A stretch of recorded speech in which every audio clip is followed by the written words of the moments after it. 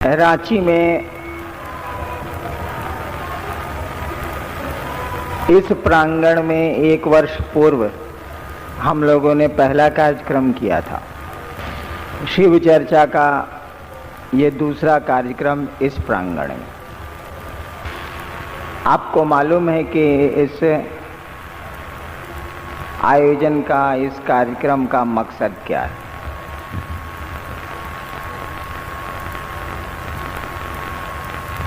इस कार्यक्रम के माध्यम से या इस महोत्सव के द्वारा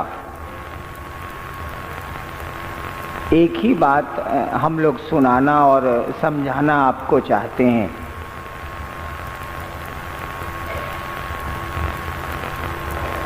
कि भगवान शिव की पूजा तो सदियों से, वर्षों से, हजार वर्षों से हमारे आपके घरों में होती चली आई।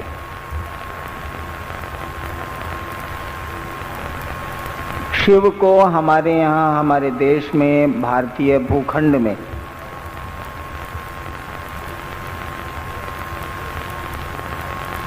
ईश्वर समझा गया है और ठीक इसके उल्टा ईश्वर को शिव समझा गया है। बहुत लोग कहते हैं कि ब्रह्मा, विष्णु, महेश, लेकिन शिव की कल्पना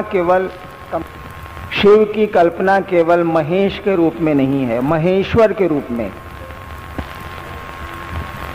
और यहाँ जिस शिव की चर्चा हम लोग करने आए हैं वो महेश्वर शिव की चर्चा करने आए हैं, ईश्वर शिव की चर्चा करने आए हैं।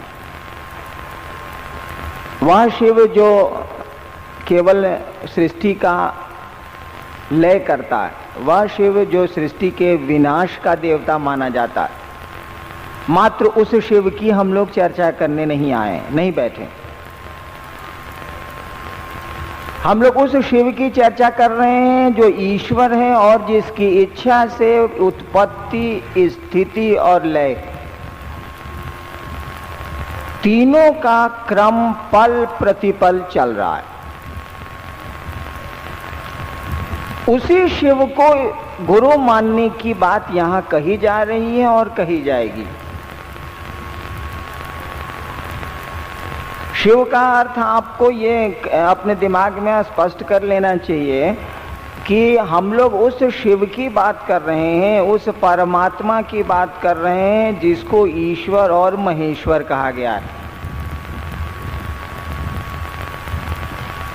ये जो आप महादेव के रूप में देवघर में पूजते हैं शिव को, या शिव मंदिरों में पूजते हैं, या अन्य स्थानों पे शिव पूजे जाते हैं, या वही शिव है जो ईश्वर है। लेकिन ईश्वर का वह देवत्व स्वरूप है। ईश्वर में तो सब कुछ। आप जानते हैं कि शिव की पूजा में दुर्वासा जैसे ऋषि भी पैदा हुए, शिव की पूजा में बड़े बड़े संत भी पैदा हुए, शिव से जुड़े लोग रहे हैं जो बहुत क्रोधी हुए हैं, कापालिक संप्रदाय चला है। शिव की पूजा से जुड़े हुए लोग श्मशान की साधना से भी जुड़े रहे हैं। वो शिव का दूसरा स्वरूप है। एक आदमी के बहुत से स्वरूप होते हैं। आप ही पिता हैं, आप ही भाई हैं, आप ही पति हैं, आप ही पुत्र हैं। ठीक उसी तरह से जिस शिव की पूजा, जिस शिवलिंग को शिव का स्वरूप मान के हम आप जल चढ़ाते हैं, या वही शिव है जो ईश्वर के रूप में माना जाता, तभी वह सब कुछ देता। आप थोड़ा सा ध्यान दीजिएगा तो आपको पता चलेगा। आप किसी ज्योतिषी के पास चले जाइए, अपना हॉरोस्कोप, अपना वो जन्म कुंडली अपनी लेके चले जाइए, और अगर कहीं कोई मार्केश है या कोई दुर्योग है आपके टीपन में,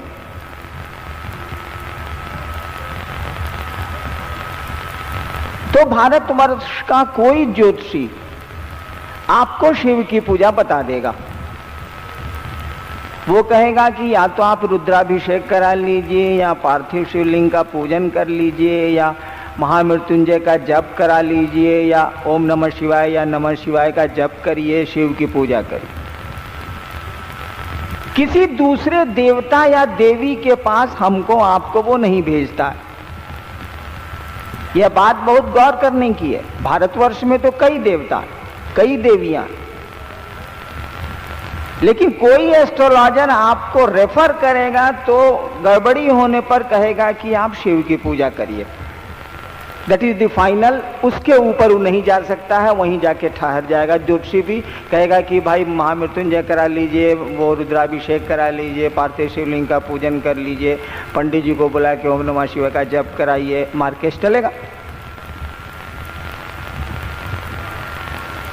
वह क्यों नहीं दूसरे देवताओं और देवियों को आपको रेफर करता है, आपको कहता है कि उसकी पूजा करिए, काम चलेगा।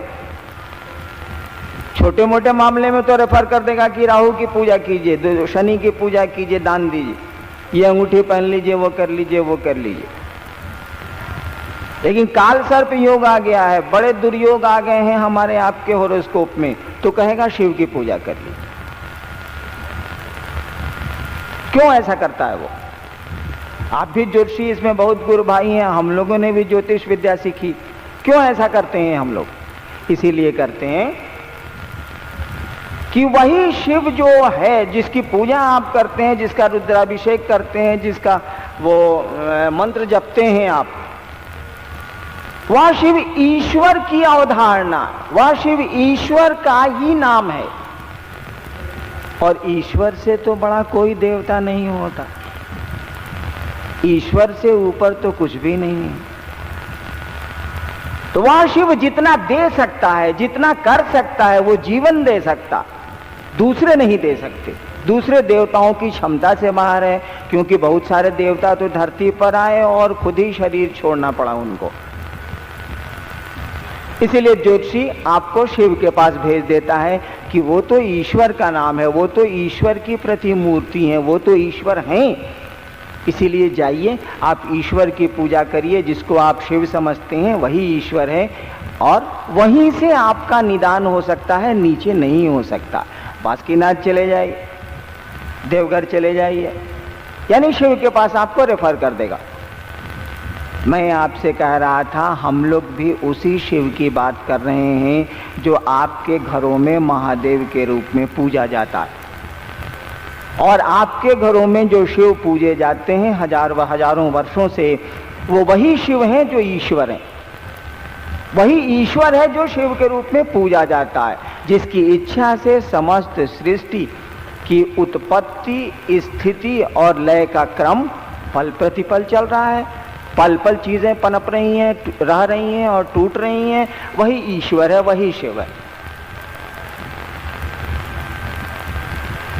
जब ईश्वर की बात कही जा रही है, जब शिव का नाम ईश्वर का नाम शिव है, तो सब कुछ वही दे सकते हैं, ज्ञान भी वही दे सकते हैं। ज्योतिषी भी आपको मांगने के लिए कहते हैं तो कहते हैं शिव के पास चले जाइए, बेटा चाहिए तो, सुख चाहिए तो, रोग से निदान चाहिए तो। बहुत ऊपर का मामला है तो शिव के पास जाइए, नीचे का मामला है तब तो इधर उधर से भी हो जाए। हम लोग कह रहे हैं कि उस शिव को जो ईश्वर है, सच पूछिए तो ईश्वर का नाम ही शिव है। हमारी आध्यात्मिक धारा में ईश्वर के लिए, महेश्वर के लिए शिव शब्द का प्रयोग हुआ। हम लोग कह रहे हैं कि आपको तो पहले से पता है कि ये गुरु हैं, आपको तो पहले से पता है कि ये देवाधिदेव हैं, ये आपको पहले से पता है कि ये मृत्युंजय हैं। सब कुछ के लिए इनके पास आप चले जाते हैं। आप जानते भी हैं कि बड़ी आसानी से दे देते हैं। अगर कुछ चीजें चढ़ती भी हैं तो ऐसी चीजें चढ़ती हैं जिसको जानवर भी नहीं खाते। वो क्या, धतूरा चढ़ता है और बेल का पत्ता चढ़ता है, जानवर भी नहीं खाते। यानी जो सहजता से उपलब्ध है वही उनको पूजा के रूप में हम आप समर्पित करते हैं। हम लोगों ने कहा कि आपको भाई पता है न कि ये गुरु हैं। जब मैं मधेपुरा में मैंने शुरू किया ये कहना कि भैया महादेव गुरु हैं, जरा जांचिए तो उनको कि गुरु हैं कि नहीं, और गुरु को जांचने के लिए तो शिष्य होना होगा। शिष्य बनिए, शिष्य का भाव दीजिए। तो वो तो मिथिलांचल है, हमारे बड़े भाई बैठे हैं वहीं, हम लोग दोनों मैजिस्ट्रेट थे, रोहतगी साहब भी बैठे हैं, ये भी वहां सेकंड ऑफिसर थे और मैं भी मैजिस्ट्रेट था। तो लोग कहते थे कि जाने थी सर, महादेव तो गुरु छबे करथीन। लोग कहते थे मैथिली में कि जानते हैं महादेव तो गुरु हैं। जानते तो हम हैं कि एचईसी में एक विद्यालय है, बंगला उच्च विद्यालय, लेकिन न कभी बच्चे को पढ़ने के लिए भेजा, न खुद पढ़े। जब सबसे बढ़िया विद्यालय है आप जानते हैं और फीस भी नहीं लगती है, तो क्यों नहीं पढ़ते हैं भाई साहब? बच्चे को क्यों नहीं भेजते हैं पढ़ने के लिए? हम लोगों ने बस यही काम किया। हम लोगों ने कहा कि आपको पता है ना कि शिव गुरु सबसे बड़े गुरु हैं, वो ईश्वर ही हैं, उनसे बड़ा गुरु हो ही नहीं सकता। हम लोगों ने कहा कि जब गुरु हैं तो जरा जुड़ के देखिए, तो गुरु से तो जब कोई जुड़ेगा तो शिष्य के रूप में जुड़ेगा, वकील से जुड़ना होगा तो क्लाइंट के रूप में जुड़ना होगा, डॉक्टर से जुड़ना होगा तो रोगी के रूप में जुड़ना होगा, या रोगी को लेके जाना होगा इलाज कराने के लिए। डॉक्टर पिता होगा तो पुत्र से जुड़ेगा, लेकिन डॉक्टर की कुर्सी पर तो रोगी से जुड़ेगा। शिक्षक की भी वही स्थिति है। शिक्षक जब भी जुड़ेगा तो अपने विद्यार्थी से जुड़ेगा, पिता होगा तो अपने पुत्र से जुड़ेगा। वही शिक्षक जब किसी का पुत्र होगा तो पिता से जुड़ेगा, लेकिन शिक्षक मात्र शिक्षक के रूप में तो विद्यार्थी से जुड़ेगा। ठीक उसी तरह से वह शिव महादेव के रूप में पूजा करने वालों से जुड़ेगा, जो उसको प्रसन्न कर लेंगे उनसे जुड़ेगा। देवता का अर्थ ही होता है देने वाला, दानव का अर्थ ही होता है लेने वाला। तो गुरु के रूप में जुड़ने के लिए तो शिष्य के रूप में जुड़ना होगा, गुरु से जुड़ने के लिए शिष्य होना होगा। हम लोगों ने कहा पुट टू टेस्ट, जज बाय रिजल्ट्स। जांच लीजिए क्या लगता है आपका। और अभी हमारे रांची के वीरेंद्र भाई कह रहे थे ना कि किसी से रिश्ता बनाना है तो मान लीजिए। बाप को आप बाप मानते हैं तो वो पिता है, भाई को भाई मानते हैं तो वो भाई है। दुश्मन को किसी को दुश्मन मान लीजिएगा और भूलिएगा नहीं तो दुश्मनी चलती चली जाएगी। मित्र मान लीजिएगा, भूलिएगा नहीं तो मित्रता बढ़ती चली जाएगी। गुरु मान लीजिएगा, भूलिएगा नहीं तो गुरु अगर साला बेईमान नहीं है तो अपना काम करेगा, आपको पढ़ाएगा। वो भी शिक्षक के मामले में भी वही है। तो शिव तो गुरु है, ये आपको हमसे पहले से पता। भारतवर्ष को तो सदियों से पता। शास्त्र भी कहते हैं कि शंभवे गुरुवे नमः। शिव पुराण में ब्रह्मा और विष्णु ने इसी श्लोक से स्तुति की है शिव की, शंभवे गुरवे नमः, शिव गुरु को प्रणाम।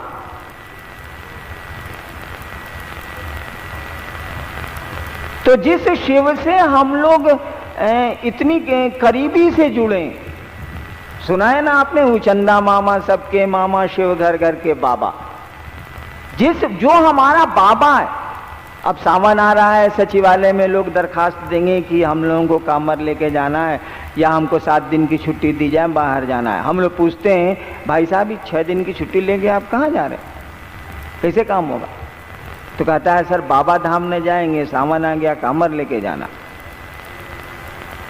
वो कहाँ बोलता है कि देवघर जा रहे हैं, कहता है बाबा धाम जा रहे हैं। यानी आप अपने बाबा धाम जा रहे हैं, अपने बाबा के घर जा रहे हैं, आप उनकी पूजा करने। सोचिए कितने आश्चर्य की बात है। वो आपका बाबा है, इतना नजदीकी रिश्ता है हमारा आपका उस शिव से, जिसके बारे में आपको पता है कि ये जगत के गुरु हैं, आदि गुरु हैं, गुरुओं के गुरु हैं। शिव को गुरुआधिपति कहा जाता है, गुरुओं के अधिपति, मालिक कहा जाता है। और तब उसका लाभ हम आप नहीं लेते। पंखा रखा है, गर्मी से परेशान है, बिजली है, आप स्विच क्यों नहीं ऑन करते? तो जीना ठीके छै तो पसीना भोगी है, तो और क्या ठीके छै। तो महादेव तो गुरु छबे करथीन, तो छबे करथीन तो स्कूल तो छबे करे, मत पढ़ूं अपने, नहीं चलेगा। बाबा के रूप में तो बहुत सहजता से हम लोग जुड़े हुए हैं उनसे। लेकिन बाबा को प्रसन्न करने की पद्धति कौन बताएगा? वो शिव को आप जल चढ़ाते हैं, जल चढ़ाने की प्रक्रिया क्या है? क्यों जल चढ़ाते हैं आप? वो उसमें जो मंत्र का जप करते हैं आप, ओम नमः शिवाय है कि नमः शिवाय,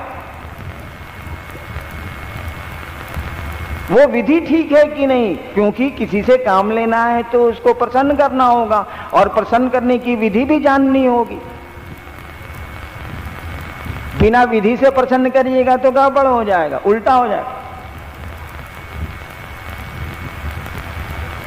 उसकी तो एक विधियां बनी है। मन से प्रसन्न करना हो तब तो बड़ा आसान है, लेकिन विधियों से अगर प्रसन्न करना है तब तो विधियां बनी। तो पूजा की पद्धति बताता कौन है? उसको गुरु कहते हैं। परमात्मा से आपको जोड़ने का दायित्व जो लेता है उसको गुरु कहते हैं। शैक्षणिक ज्ञान उतारने का जो उत्तरदायित्व लेता है उसको शिक्षक कहते हैं। रोग से निदान कराने वाले का जो जिम्मेवारी लेता है उसको चिकित्सक कहते हैं, डॉक्टर कहते हैं। तो जीव को, शिष्य को, मनुष्य को परमात्मा से जोड़ने की जो जवाबदेही लेते हैं उनको गुरु कहते हैं। जवाबदेही लेते हैं, रास्ता बताते हैं, वो गुरु नहीं है। विद्यार्थी को जो शैक्षणिक ज्ञान उतारने का उत्तरदायित्व लेते हैं वे शिक्षक हैं। कहने को तो हम भी अपने बच्चे को कहते हैं कि रे साला पढ़ता क्या नहीं है तुम, तब भी स्कूल उसको भेजते हैं, क्योंकि शिक्षक जिम्मेवारी लेते हैं, उसको रखेंगे, पढ़ाएंगे, आगे बढ़ाएंगे। उनकी जवाबदेही है, शिक्षक की जवाबदेही हुआ करती। ठीक उसी तरह से गुरु की भी जवाबदेही है। यह काम थोड़े ही पता है के बाद फिर अपनी दक्षिणा चावल दिया, किसी गुरु कोई मो आपसे 2 बार फिल्म हम ध्यान ही नहीं जाते। उस संवेदी के प्रति नहीं है, पूजा के प्रति संवेदनशील नहीं है। जरूरत पड़ी तो महादेव को पूज लेंगे, राम को पूज लेंगे, हनुमान को गोड़ लग लेंगे, सब ठीक ठाक रहे। इससे ज्यादा हम लोगों को जरूरत ही नहीं महसूस होती। हम लोग इस पर ध्यान देने के लिए कतई तैयार नहीं है कि हम कर क्या रहे हैं। क्यों शिव को अगरबत्ती जला रहे हैं? क्यों शिव पर एक लोटा जल चढ़ा रहे हैं? क्यों बेलपत्र चढ़ा रहे हैं? क्या है ये? क्या सिस्टम है इसका? ये शिव क्या है? हम क्यों पूजते हैं इन देवताओं को? क्या मिलेगा हमको? क्या लाभ है, क्या हानि है? इस दिशा में हम लोग संवेदनशील नहीं हैं, हम लोग चिंतित नहीं हैं।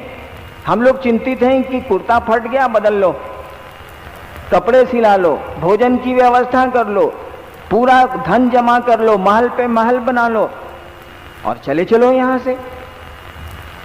जाने के प्रति भी संवेदनशील हो जाएं हम आप ना, कि यहां रहना नहीं है, जाना है। किसको यहां रहना है बताइए तो जरा, क्या रहेगा यहां? कोई रहा है? हम लोगों के पूर्वज हैं क्या? सबके मरने की खबर है, सबके पैदा होने की खबर है, इसीलिए मरने की खबर। यो आग अच्छा सौ अच्छा, जो आएगा सो जाएगा। हम लोग भी जाएंगे, कोई हम लोग नहीं रहेंगे यहां। चिड़िया को देखा है, शाम होती है वो तो अंधेरा होने के पहले अपने घर को लौट जाती, अपने वो घोंसले को लौट जाती। चिड़िया संवेदनशील है कि सूरज डूबेगा, चलो यहां से घस को, अब दिखेगा नहीं। हम लोग संवेदनशील नहीं हैं कि कभी भी अंधेरा हो सकता है अपने जीवन में और यहां से छोड़ के जाना पड़ सकता। हो ही नहीं रहा है, हम आप भी नहीं रहेंगे। तो अपनी यात्रा के प्रति हम आप संवेदनशील नहीं हैं, अपनों की यात्रा के प्रति संवेदनशील हैं। अपने चारों बगल हम लोग संवेदनशील हैं, लेकिन अपने जीवन के प्रति कतई संवेदनशील नहीं है, जरा भी संवेदनशील नहीं है। क्यों आए हैं हम लोग धरती पे? काहे के लिए आए हैं? कब तक रहेंगे? क्या प्रयोजन है हमारा आपका इस धरती पर आने का? ये कौन बताता है? यह ज्ञान कौन देता? यह आत्मा का विज्ञान, आध्यात्म जिसको कहते हैं, ये इसकी देने की, सिखलाने की जिम्मेवारी किसकी होती है? गुरु की होती है। और शिव से बड़ा गुरु नहीं है, ये तो आपको पता है। हम लोग कहने चले आए हैं, जब पता है कि शिव से बड़ा गुरु नहीं है तो इस्तेमाल क्यों नहीं करते भाई साहब? देखते क्यों नहीं कि वो गुरु है कि नहीं है? अपना रिश्ता जरा जोड़ के देखिए तो कि वो गुरु है कि नहीं है। आपको पता चलेगा। गुरु ठीक है तो अंदाज मिल जाएगा कि वो गुरु ठीक है, काम करता है गुरु का।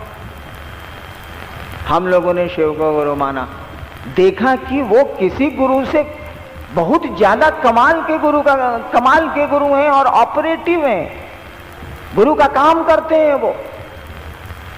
आप कहिएगा मंत्र कौन बताएगा, दीक्षा कौन देगा, साधना कौन बताएगा? सोचिए तो जरा, आपके आज जो धरती शरीरधारी गुरु हैं, धरती के गुरु हैं, लौकिक गुरु जो होते हैं, उनके गुरु पीछे चलिए तो उनको किसने बताया? हम लोग इतने छोटे थे, आप बूढ़े हो चले, आप जाएंगे भी, कौन कर रहा है ये काम?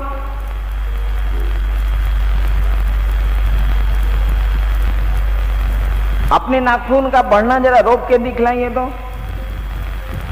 शरीर के किसी प्राकृतिक इंप्रूवमेंट या डेवलपमेंट को रोकिए तो जरा। हम आप नहीं रोक पाते हैं, न बाल का पकना रोक पाते हैं, न नाखून का बढ़ना रोक पाते हैं। तो किसी का नियंत्रण तो हम पर आप पर है। लोग गए हैं, नहीं चाहते हुए भी गए हैं, हम लोग भी जाना नहीं चाहते हैं और जाएंगे। बिल्कुल हम लोग सोचते ही नहीं हैं कि हम लोगों पे भी किसी का नियंत्रण है। तो किसका नियंत्रण है हम पर, आप पर? ये तो गुरु समझाते हैं ना, गुरु बताते हैं ना। और आपके घर में वो कहा जाता है ना कि गोद में बच्चा शहर में ढिढोरा।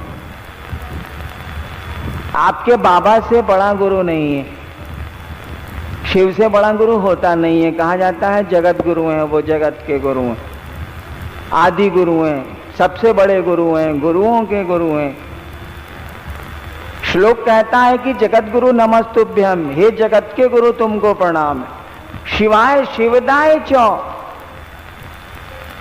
हमारी किताबें कहती हैं कि ये जो शिव हैं, जो जगत के गुरु हैं, ये तो कल्याणकारी है ही। शिवत्व तो देते, मने शिव मने कल्याण तो करते ही करते हैं, शिव का भी दान करते हैं।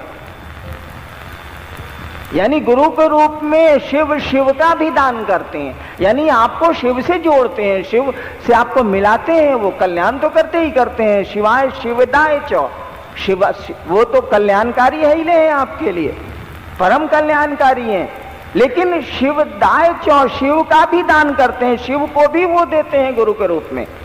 यानी व्यक्ति को, शिष्य को शिव से जोड़ देते हैं, वो शिव से एक में कर देते हैं, शिव से मिला देते हैं। वो मिलता तो शरीर नहीं है, मन है।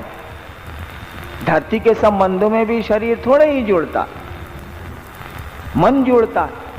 मन टूट जाए तो शरीर से कोई मतलब नहीं है। वस्त्रों से तो संबंध होते नहीं, कपड़ों से तो रिश्ते बनते नहीं, आभूषणों से तो रिश्ते बनते नहीं। रिश्ते तो मन से बनते हैं, रिश्ते तो भाव से बनते हैं।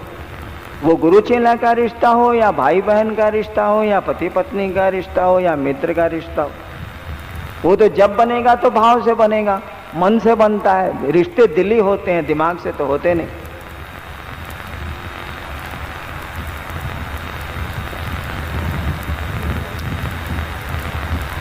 और जब हमको आपको ये जानकारी है कि वो हमारा बाबा जगत का गुरु है, जब कोई जगत का गुरु होगा तो जगत में तो पूरा संसार आता है ना, जगत के समस्त प्राणी आते हैं ना। तब तो वो शिव द्रोणाचार्य की तरह एकलव्य को नहीं कह सकता कि मैं तुम्हारा गुरु नहीं बनूंगा, क्योंकि वो शिव राजगुरु नहीं है, वो शिव तो जगत का गुरु है। हम लोगों ने कहा कि शिव का शिष्य होने के लिए जात धर्म और रंग रूप जगह से कुछ भी लेना देना नहीं है। शिव के शिष्य कहते हैं ना कि अभी भजन में आप हम सुन रहे थे कि महादेव का चेला बनने के लिए तो जात धर्म से कुछ लेना देना नहीं है। सीधी बात है, क्योंकि वो जगत का गुरु है। जो जगत की कुर्सी पर बैठा होगा, जो पूरे संसार की किसी कुर्सी पर बैठा होगा, उसको तो संसार के एक एक मनुष्य से लेना देना। वो जात धर्म की बात, जगह की बात तो कर नहीं सकता। शिव जगत के गुरु हैं।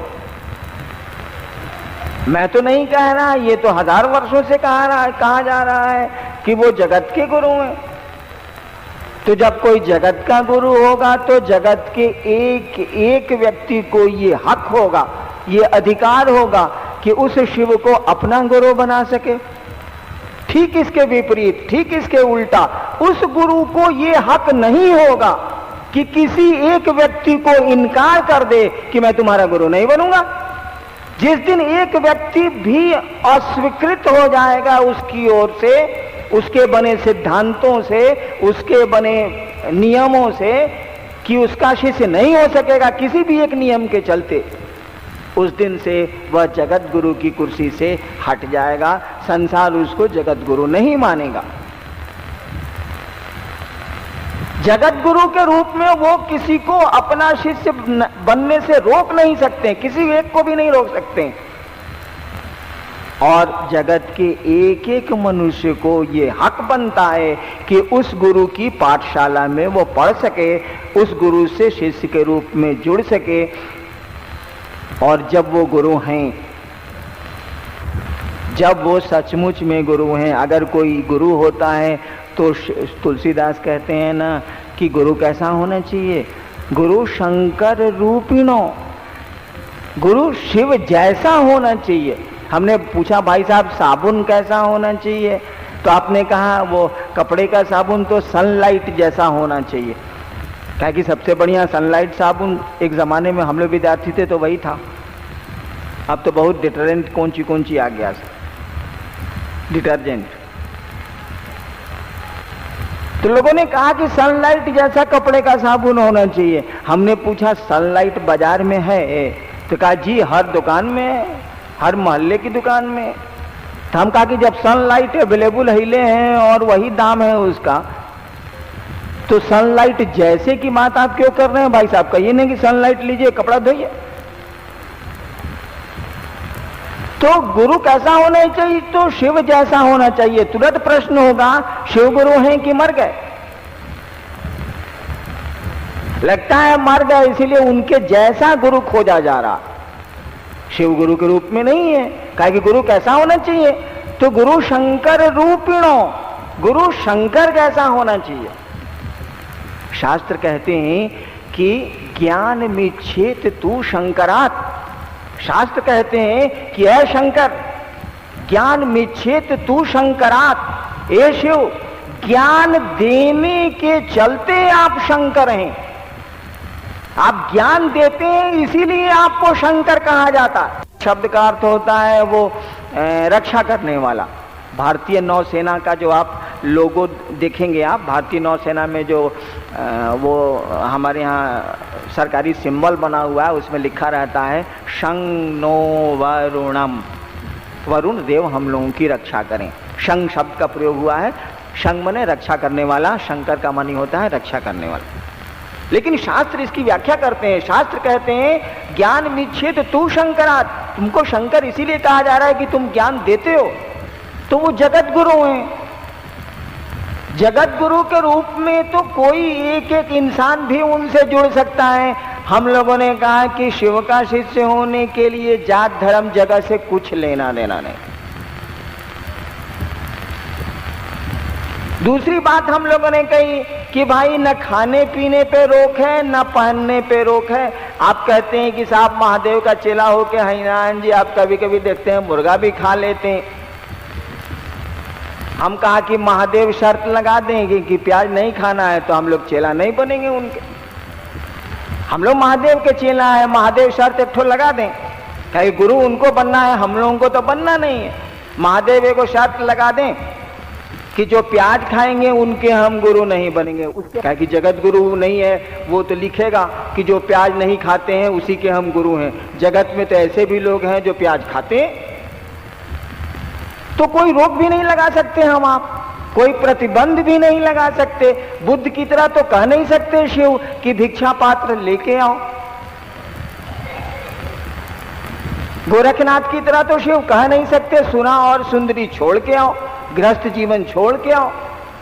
वो तो जगत के गुरु हैं, वो तो कुछ बोल ही नहीं सकते, वो तो कोई वर्जना आरोपित कर ही नहीं सकते, वो तो कोई प्रतिबंध लगा ही नहीं सकते, क्योंकि जगत गुरु की कुर्सी पर वो बैठे हैं। आप विचार करिए कि मेडिकल साइंस में आपको खाना चाहिए कि नहीं खाना चाहिए, आप जानिए।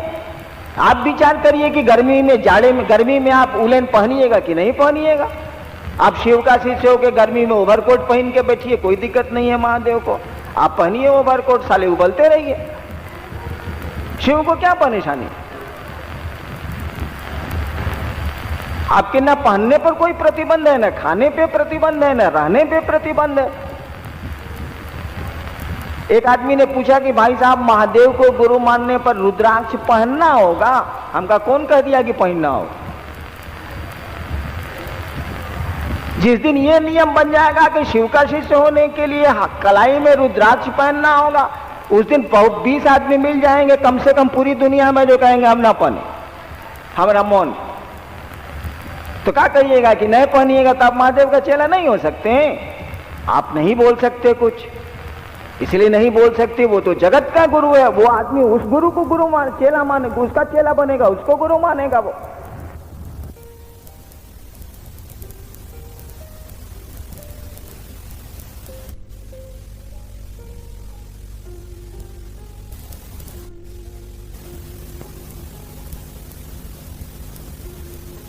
वो जगत गुरु तो कुछ भी नियम नहीं लागू कर सकता, वो जगत का गुरु है। जगत में भिन्न भिन्न तरह के लोग होते हैं। कोई कहेगा कि बिना मांस खाए हम अफ्रीका में रहते हैं भाई साहब, और नदी के अमेज़न घाटी में रहते हैं, बिना मछली खाए तो मुझको तो खाना ही नहीं मिलेगा।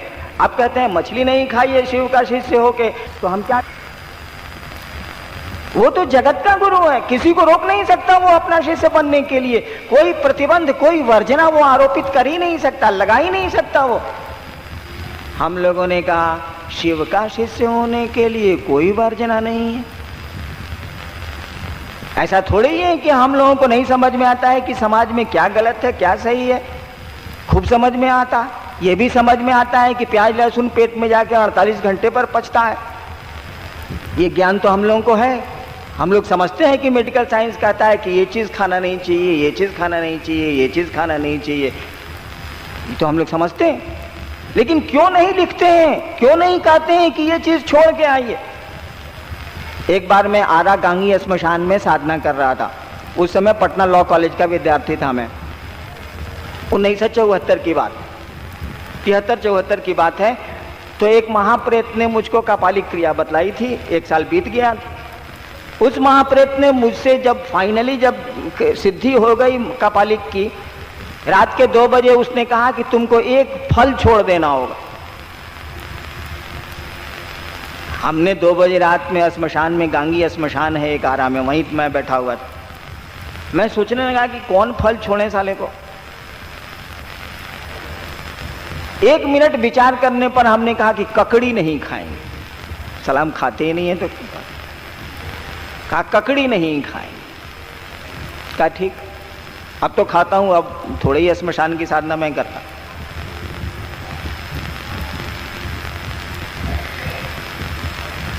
तो देहात में नहीं कहावत है कि डाइन भी एक घर छोड़ देती, ठीक उसी तरह से डाकनी सिद्धि है, श्मशान में भी डाकनी शाकनी सिद्धि होती। तो उसमें है कि एक चीज छोड़ दीजिए आप। हमने कहा ककड़ी नहीं खाएंगे। शिव ऐसा नहीं कर सकते, वो आपको ककड़ी नहीं छोड़ा सकते। वो ये भी नियम नहीं बना सकते कि तुम ककड़ी नहीं खाओगे, ये भी नहीं बना सकते वो।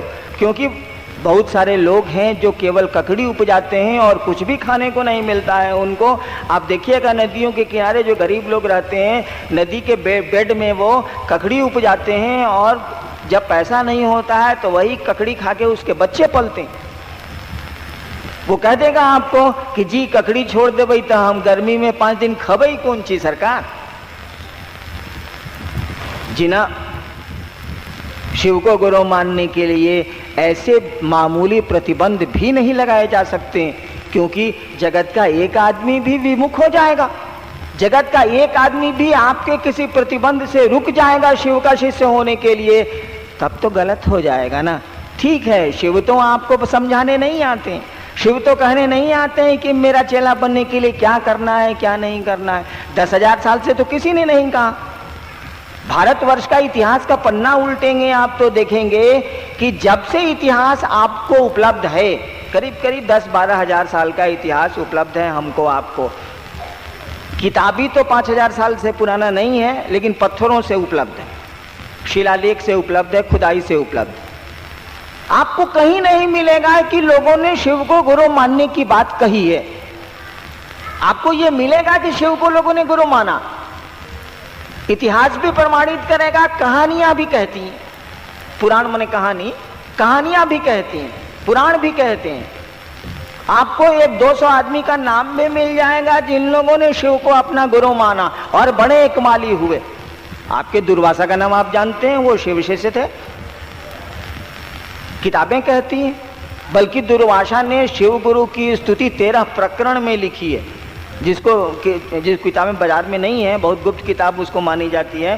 तंत्र की गोपनीय स्तुति करके एक पुस्तक हमको मिली थी, बहुत पुरानी, उसमें है। इतिहास तो कहता है कि मच्छंदर नाथ के गुरु शिव थे, जालंधर नाथ के गुरु शिव थे। ये तो ऐतिहासिक लोग हैं, इतिहास मानता है इस बात को। दक्षिण भारत में बहुत सारे लोग हुए हैं जिन लोगों ने लिखा है कि शिव मेरे गुरु थे, और वो जंगलों में जब जा रहे थे तो शिव ने खुद उनको दीक्षा दी।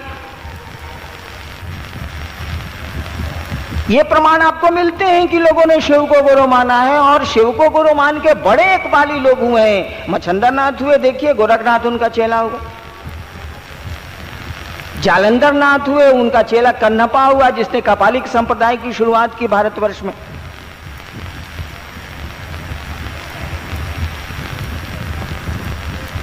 लेकिन आपको कहीं नहीं मिलेगा, आपको कहीं नहीं मिलेगा कि किसी ने भी कहा हो, मच्छंदर नाथ ने कहा हो या किसी ने भी कहा हो कि हे महादेव के हम चेला हैं, आप भी महादेव को गुरु मानिए ना।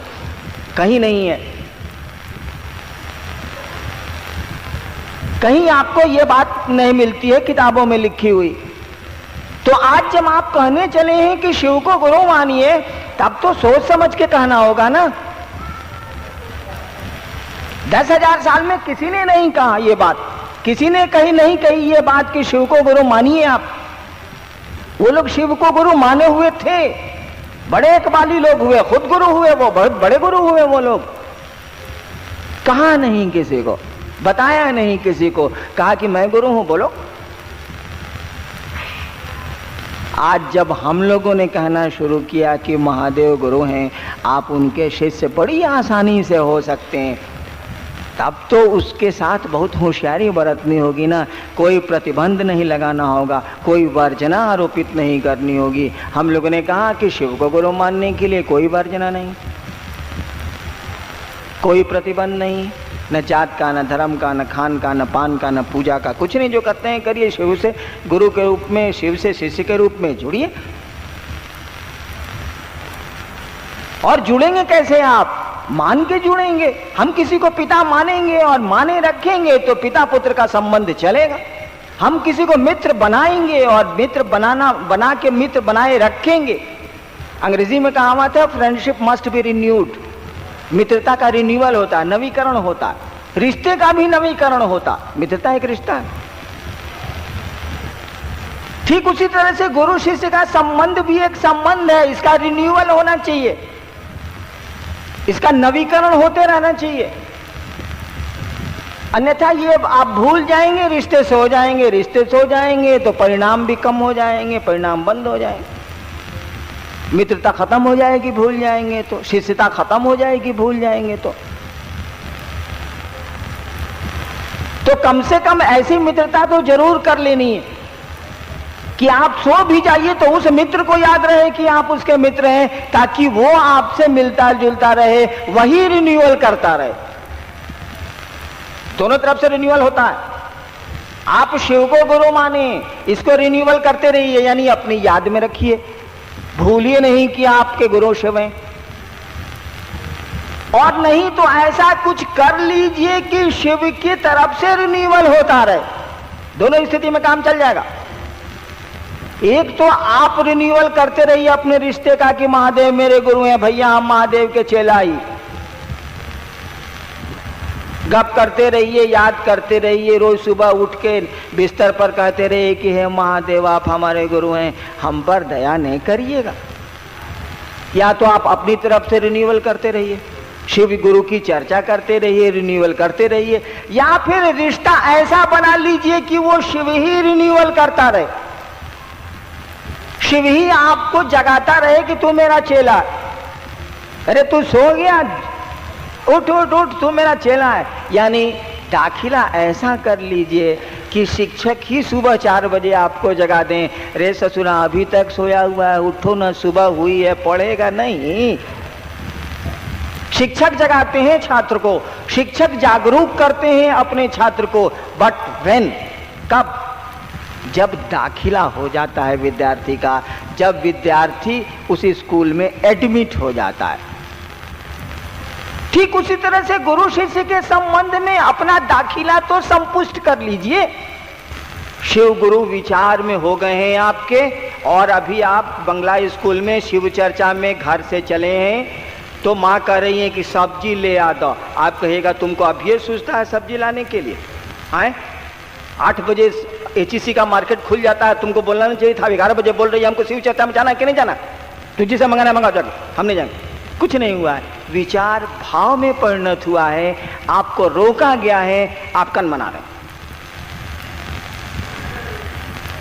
इस रिश्ते को और बढ़ने दीजिए, तो विचार को भाव में जाने दीजिए।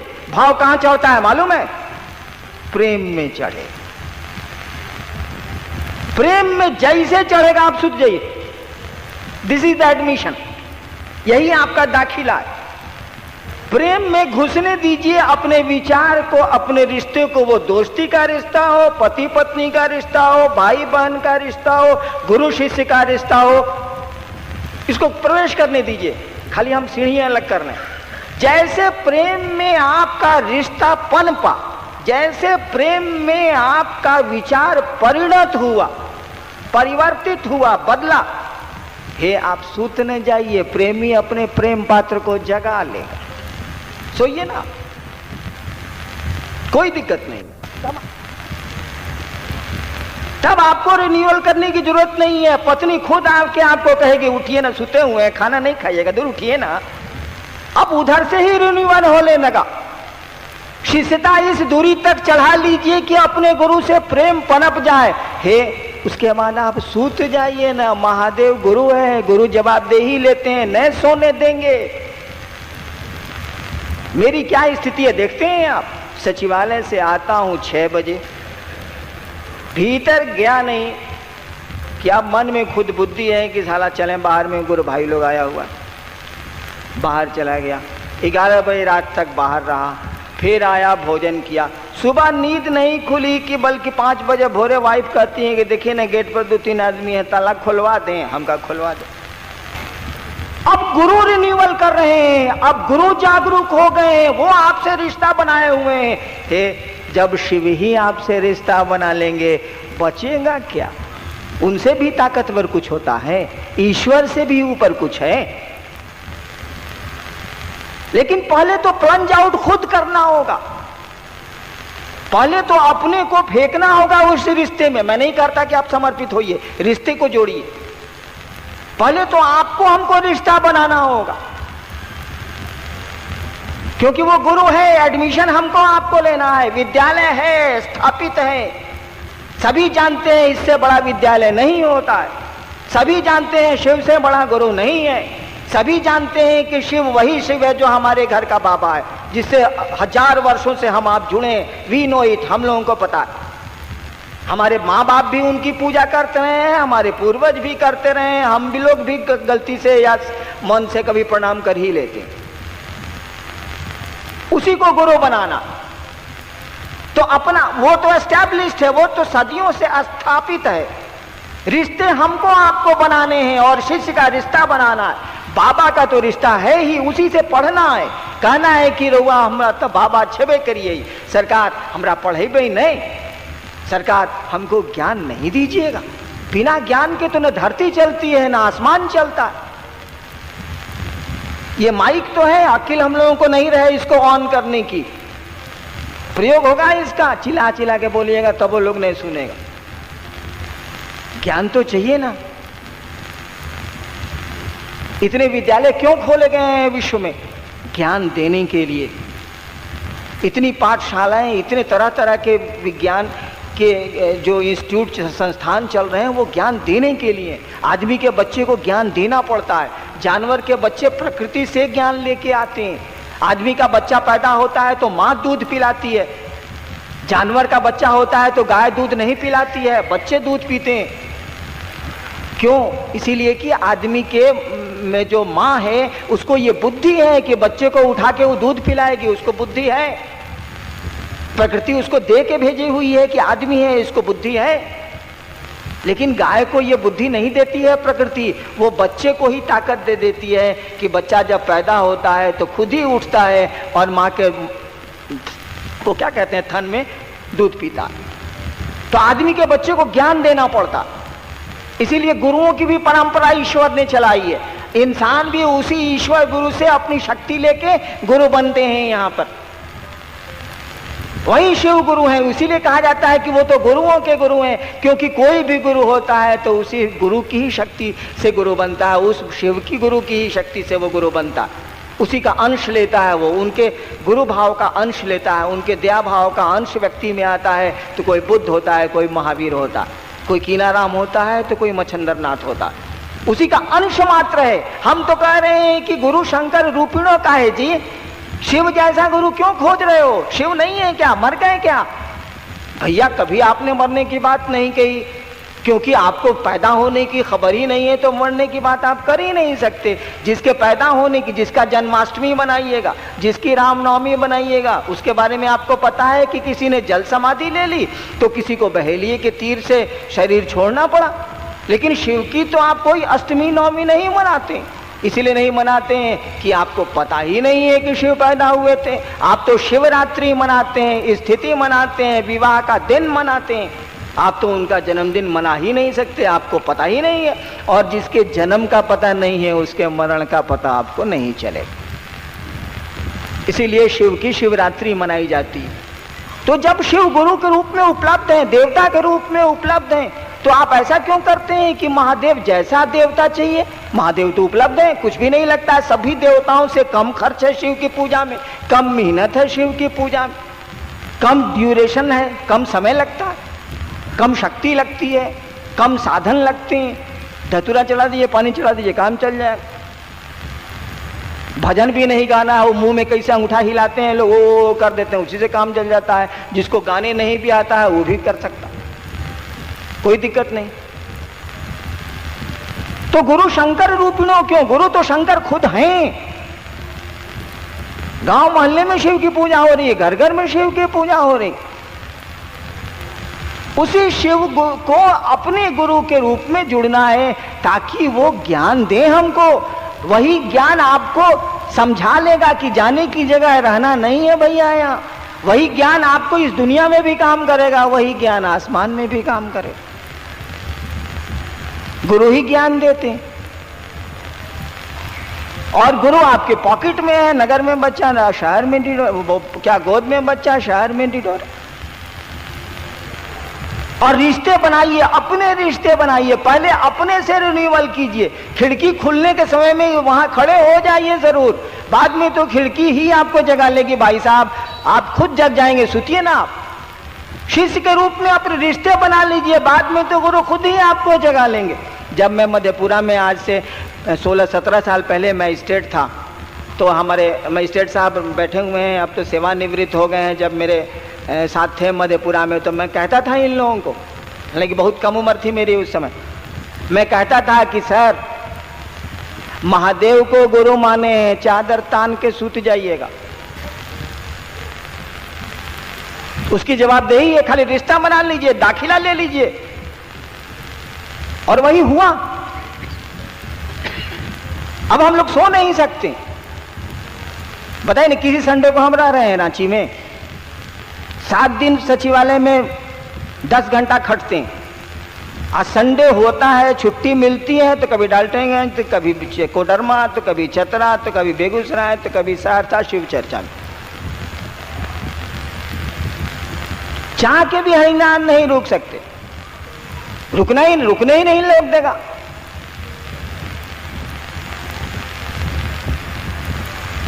यानी वही रिन्यूअल कर रहा है। अब तो शिव ही आपको हमको जगा रहे हैं। बस मामला खत्म हो गया। जब शिव की तरफ से चली दोस्ती, शिव की तरफ से चला प्यार, तब क्या दिक्कत है, तब क्या मेहनत। शुरू में मेहनत, शुरू में संकल्प की जरूरत है, शुरू में भाव की जरूरत है, शुरू में इस विचार को कायम रखने की जरूरत है कि हे सरकार, आप मेरे गुरु हैं, हम पर दया नहीं करिएगा। क्या लगता है इसमें हमको जरा समझाइए तो आप लोग। रात में सोने गए हैं बिस्तर पर, बिछौना में बिछौना पर चले गए, चादरों ओढ़ लीजिए, रांची है, ठंड पड़ती, सूत जाइए। नींद आने के पहले महादेव की तस्वीर अगर मानते हैं तो कोई तस्वीर दिमाग में आने दीजिए, याद करिए। नहीं मानते हैं तो शून्य में अपने मन को ले जाइए। सोचिए कि हम आसमान में हैं और पूरी धरती के ऊपर बैठे हैं, और उस शून्य में अपने मन को ये समझाइए कि तू महादेव का चेला है, हे शिव आप मेरे गुरु हैं, हम पर दया करिए। या नहीं, अगर तस्वीर मानते हैं तो कोई तस्वीर शिव की दिमाग में ले आइए, प्रणाम करिए, मोने मन करिए। बोल के प्रणाम कहाँ होता, मुंह से प्रणाम करना तो प्रणाम नहीं होता है, प्रणाम तो मन करता है, नमन तो मन करता है। और यही कारण है कि इतना नमः शिवाय का जप लोग करते हैं, इतना राम राम करते हैं लोग, इतना बजरंग बली का नाम लेते हैं। और आदमी से मिलिएगा ना, हम तो देखा है भैया कि 25 साल 30 साल 50 साल से कई लोग हैं जो ओम नमः शिवाय का रोज जप करते हैं, 5 माला 8 माला।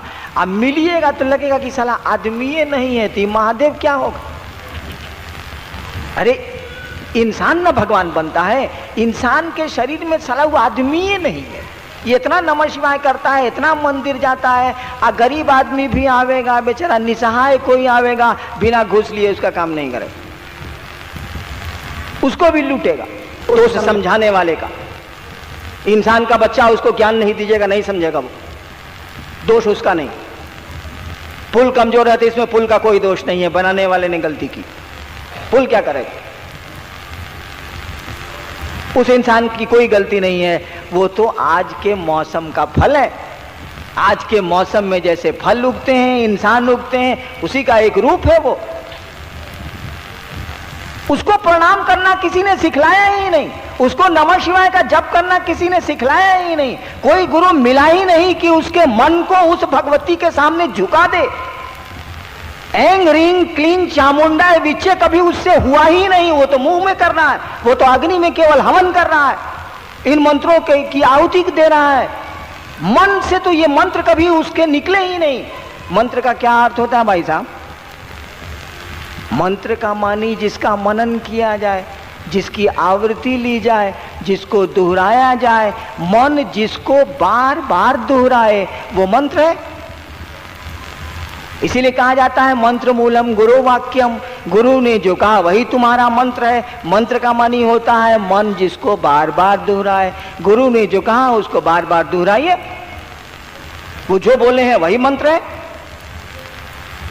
मंत्र का अर्थ होता है मनन करना। मन ने तो कभी एंग रिंग क्लीन चामुंडा विचे किया ही नहीं। मन तो भगवती को प्रणाम कर नहीं रहा, मन तो नमन कर रहा है पैसे को, सम्मान को, सुविधा को। गलती हमारी आपकी नहीं है, दोष हमारा आपका नहीं है। हम तो इस मौसम के फल हैं, हम तो ऐसे परिवेश में पलते हैं। दोष जाता है गुरु पर। अगर गुरु आपके ठीक नहीं है तो ये रिजल्ट आएंगे। हमने कहा कि भाई साहब महादेव को गुरु काहे नहीं मानते हैं? जानते हैं जबरदस्ती भी पुण्य कराया जाए तो उससे लाभ होता। सर जॉन वुडरॉफ का नाम सुना है? कलकत्ता हाई कोर्ट में जज थे। उस समय एक ही हाई कोर्ट था पूरे देश में, कलकत्ते में। वहां एक जज थे, नाम था सर जॉन वुडरॉफ।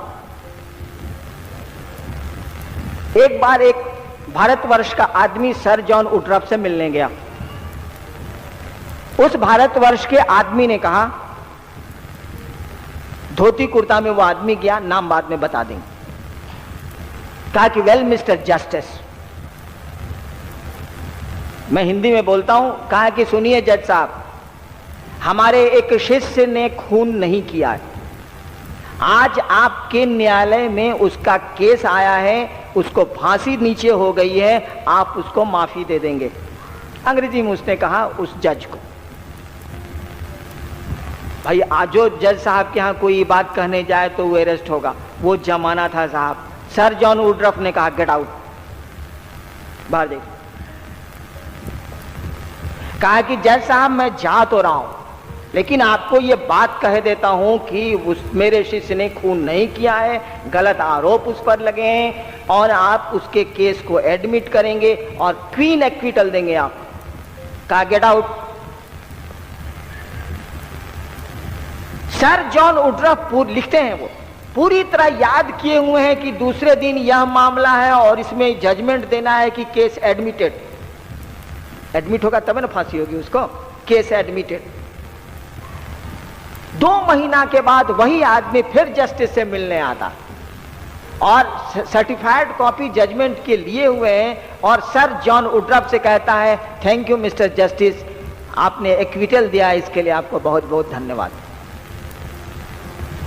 कहता व्हाट नॉनसेंस, क्योंकि उसने तो जजमेंट दिया था कि केस एडमिटेड। कहा कि दिस इज योर ऑर्डर। उस आदमी ने वो आदेश की सत्यापित प्रति जज साहब को दी। सर जॉन वुडरफ ने उस आदमी को बैठाया, अपने ऑफिस के आदमी को कहा रिकॉर्ड लाओ। रिकॉर्ड मंगाया। सर जॉन वुडरफ देखते हैं कि अपनी कलम से उन्होंने लिखा है acquittal, heard and and the accused, और उसी की सर्टिफाइड कॉपी वो लेके आए। 15 मिनट 20 मिनट तक सर जॉन वुडरफ सोचते रहे। उसके बाद सादा पन्ना खींचा। उस समय गवर्नर जनरल इन काउंसिल होता था, मतलब उस समय वही सबसे बड़ा ऑफिसर होता था इस देश में। लिखा governor general in council, I sir John Woodruff here bye resign. Sir John Woodruff ने रिजाइन कर दिया। और जो आदमी गया था यह बात करने के लिए उसी के शिष्य हो गए। उनका नाम था विद्यार्णव। सर जॉन वुडरफ ने तंत्र पे बहुत सुंदर लिखा है और बहुत खूब लिखा है। एक जगह सर जॉन वुडरफ लिखते हैं, जबरदस्ती पुण्य कराने की बात मैं आपको बता रहा हूं। लिखते हैं, वो उनकी किताब है द प्रिंसिपल्स ऑफ तंत्र, 2 वॉल्यूम में, इतनी मोटी। लिखते हैं कि एक कलकत्ता हाई कोर्ट में मेरा दोस्त था जो वकील था, बंगाली था, वकील था, मेरा दोस्त था वो, और सारे कुकर्म करता था। वो बहुत पैसे वाला था, कलकत्ता हाई कोर्ट में वकील था, उन्हीं का दोस्त था। वो सब धंधा करता था, वो शराब पीना, ये करना वो करना। एक दिन उसको बीमारी हुई, डॉक्टरों ने कह दिया कि आप नहीं बचेंगे। उसको पूजा पाठ से कुछ लेना वकील को नहीं था, पूरी तरह सर्वगुण संपन्न था वो, सामाजिक कुरीतियों का पैसा था ही। वो 6 महीना अपने बिस्तर पर रहा और मर गया। उसका सर जॉन वुडरफ का मित्र जो वकील था 6 महीने बिस्तर पर रहा और मर गया। सर जॉन वुडरफ लिखते हैं कि जब वो मर गया तो मैंने उसको आसमान में बुलाया, आसमान से बुलाया और उससे बातें की। सर जॉन वुडरफ लिखते हैं कि तुम अभी कहां हो? सर जॉन वुडरफ ने अपने मित्र वकील, मरे हुए मित्र वकील से पूछा अभी तुम कहां हो? तो उसने बताया उनको कि मैं शिवलोक में हूं। सर जॉन वुडरफ ने पूछा कि शिवलोक में क्या शिव रहते हैं? उसने कहा नहीं, शिवलोक में रामकृष्ण परमहंस जैसे लोग रहते हैं। शिवलोक का कोई आदमी शिव के पास नहीं जा सकता, शिवलोक में शिव नहीं रहते। कहा कि तुम शिवलोक में कैसे चले गए, तुम्हारा तो सब धंधा खराब था। कहा कि जानते हैं जब हम 6 महीना बीमार रहे तब तो कहीं जा नहीं सकते थे, तो मेरी पत्नी क्या करती थी कि कभी रामचरितमानस, कभी गीता, कभी महाभारत, सब बंगला में है, सब ले लेके पढ़ के हमको सुनाया करती थी। और तो मैं बिस्तर पे पड़ा था, कुछ कर नहीं सकता था, कहीं जा नहीं सकता था, लाचारी पत्नी पढ़ती रहती थी, मैं सुनता रहता। मरने के पहले तक मेरे भी कुछ भाव जग गए परमात्मा के प्रति, और देखिए ना, मुझको प्रेतलोक में जाना चाहिए था, मैं शिवलोक में आ गया। मैं आपको कह रहा था जबरदस्ती भी पुण्य कराइए, जबरदस्ती भी महादेव का चेला बनाइए, अपना पॉकेट खर्चा करके चाय पिला के भी उसको राय दीजिए कि हे महादेव तो गुरु हैले ने, जरा मान के देखो ना क्या लगता है। रात में सोते समय ही बिस्तर पे कहना, याद करके उनकी तस्वीर को उनके पांव पर अपने मन को ले जाके मन ही मन प्रणाम करके कि हे महादेव आपके हम चेला हैं, आप हमारे गुरु हैं, हम पर दया नहीं करिएगा। इतना करने में क्या लगता है भाई साहब? इतना उस शिव को निवेदित करने में क्या लगता है कि आप तो बाप मेरे हैले हैं, चलिए आज से एक और रिश्ता बनाया। रविन्द्रनाथ ठाकुर कहते हैं ना, आमी नटराजेर चेला चित्ताकाशे देखची खेला, बांधन खोलेर सीखची साधन, महाकालेर त्रिशूल नाचे। मैं नटराज का चेला हूं। अरे भैया कोई आदमी को गुरु मानते हैं, उससे बड़ा तो गुरु होता ही नहीं है। कम से कम मन में तो खुशफहमी रहेगी ना कि साला महादेव के हम चेला हैं, बाकी चीज में भले कमजोर है।